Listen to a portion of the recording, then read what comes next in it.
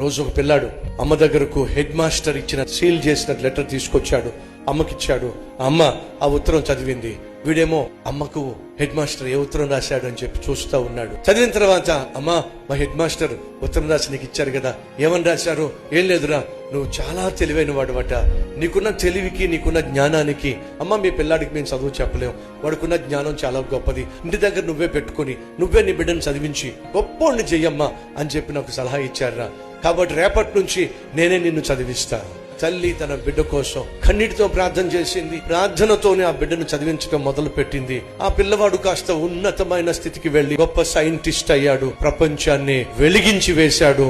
ఈ రోజు మన కళ్ళ ముందు బల్బు ఉందంటే అది అతని పుణ్యమే. అతని పేరే థామస్ ఆల్వా ఎడిసన్. అతనేనండి బల్బును కనుగొంది. తన లైబ్రరీలో చాలా పుస్తకాలు ఉన్నాయి. ఒకరోజు ఒక పుస్తకం తీసుకుని చదువుతూ ఉంటే అందులో హెడ్ మాస్టర్ రాసిచ్చినటువంటి ఆ లెటర్ కనిపించింది. అరే నేను చిన్నప్పుడు మా హెడ్ మాస్టర్ రాసిచ్చిన లెటర్ కదా అని చెప్పి ఆ లెటర్ తెరిచి చూస్తే దాంట్లో హెడ్ మాస్టర్ రాసిన మాటలు ఈ విధంగా ఉన్నాయి. అమ్మా, నీ కొడుకు చదువు సంధ్యలు లేనటువంటి ఒట్టి దద్దమ్మ, మొద్దు, వీడికి చదువు చెప్పడం దండగా, నువ్వు స్కూల్కు పంపించడం దండగా. పంపించద్దమ్మా, మా టీచర్స్ ఎవరు కూడా వాడికి చదువు చెప్పడానికి ఇంట్రెస్ట్ చూపించట్లా, స్కూల్కి పంపించొద్దు, టైం వేస్ట్, చదువు సంధ్య లేని దద్దమ్మ అని చెప్పి స్కూల్ హెడ్ మాస్టర్ పంపించేస్తే ఆ దద్దమ్మను తీసుకొచ్చి ఆ తల్లి దేవునికి అప్పగించిందండి.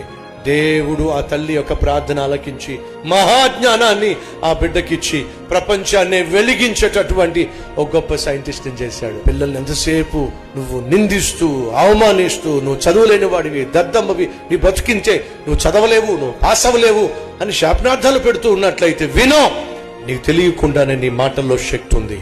అది అవునంటే అది అవునవుతుంది, అది కాదంటే అది కాకుండా పోతుంది. అమ్మా నాన్న బిడ్డల్ని శపించు మాకు. వాళ్ళు చదువులో వెనకబడినా, ఒకవేళ నువ్వు ఆశించినటువంటి ప్రతిఫలం వాళ్ళు కనపరచలేకపోయినా వారిని పొద్దస్తమాను నిందించే ప్రయత్నం చేయొద్దు. వారి కోసం ప్రభు దగ్గరికి వెళ్ళు, కన్నీటితో ప్రార్థన చేయి. ప్రభు ఖచ్చితంగా వారికి ఏమిస్తాడు? జ్ఞానాన్ని ఇస్తాడు. ఈ రీల్ లైక్ చేయండి, అనేక మందికి షేర్ చేయండి.